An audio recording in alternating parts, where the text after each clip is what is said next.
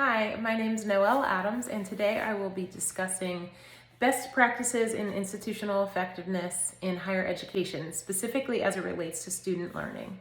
I will specifically be discussing fiscal resources as well as human resources and how they relate to the goals and objectives of the institution. I think it's safe to say that institutional effectiveness is the overarching goal of any institution of higher learning. It simply indicates that the institution is truly living out its mission. The sole underlying purpose of any institution of higher learning is to serve its students, which means that student learning is the primary goal. And this is demonstrated in an institution's ability to effectively assess student outcomes. Next, we will talk about human resources and the impact it has on the teaching and learning process. Teaching and learning in higher education has many different components, one of which includes the way in which or the type of support that's provided by the institution to promote the teacher-learning process. In the text, Planning and Assessment in Higher Education by Michael Middaugh, the author emphasizes the importance for institutions of higher education to be transparent and accountable in providing information to the public.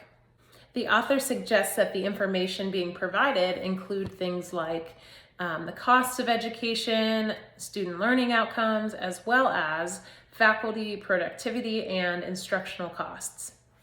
It is important for institutions of higher learning to be able to provide information regarding time allocation of faculty, including the time that they spend actually instructing in the classroom, the time that they spend on service activities, and the time that they spend on research activities.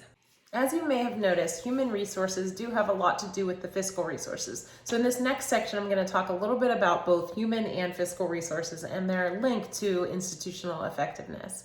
Middaugh 2010 suggests that in the inspection of institutional costs compared to institutional productivity, that it can be done more effectively when there are external standards for which to compare it with.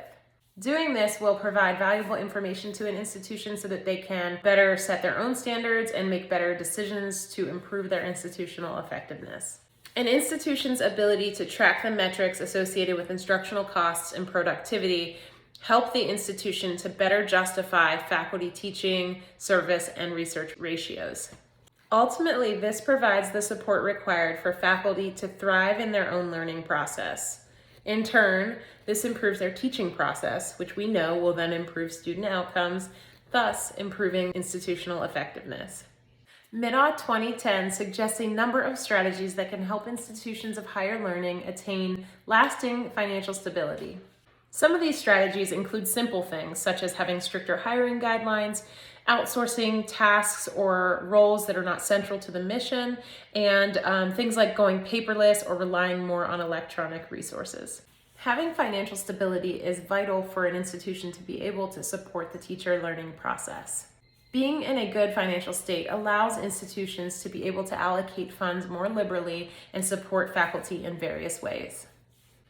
Some of the ways in which faculty need support include things like having access to optimal learning spaces in classrooms, having access to resources and the technology required to serve their students, receiving faculty development funds to support their own professional growth, and having the autonomy to teach in ways that best suits themselves and their students.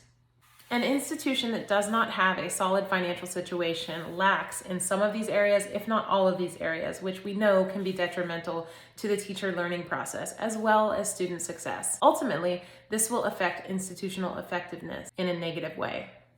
In conclusion, it's important to remember that while students should remain at the forefront and be center to the goal and the mission of the university, we also need to remember that it's important for institutions to make sure they're taking care of their faculty because the faculty are directly impacting their students. So if faculty don't have the appropriate resources and the university cannot support them in a financial way, then our students are going to suffer as well. So in looking at institutional effectiveness as a whole, it's important to remember that there are various aspects, including the support of faculty and their learning process.